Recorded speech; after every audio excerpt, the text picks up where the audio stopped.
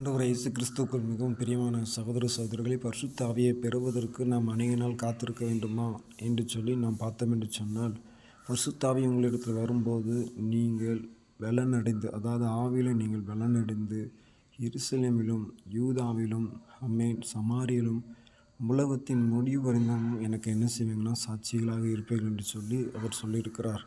ஆமென். ஒரு மனிதன் பாவம் செய்தாலும் ஒரு மனுஷி பாவம் செய்திருந்தாலும் அவர்கள் ஞானஸ்தானத்தை எடுக்கின்ற போது ஞானஸ்தானத்தை எடுத்து, அதாவது என்னுடைய நிலைமையை நான் துறந்து நான் புதிய மனுஷியாக வருகிறேன் என்று சொன்ன அந்த நிலைமைக்கு வருகின்ற போது வானம் அவர்களுக்காக திறக்கப்படுகிறது. தேவ ஆவியானவர் புறாவைப் போல அவர்கள் மேலே இறங்கி வருகிறதை பார்க்க முடிகிறது.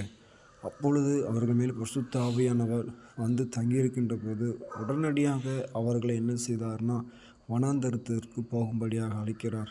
இந்த உலகம் இப்படிப்பட்டதை அறிந்து கொள்ளும்படியாக நாமும் அறிந்து கொள்ளும் கர்த்தருடைய நாமத்தை மேம்படுத்துவாங்க.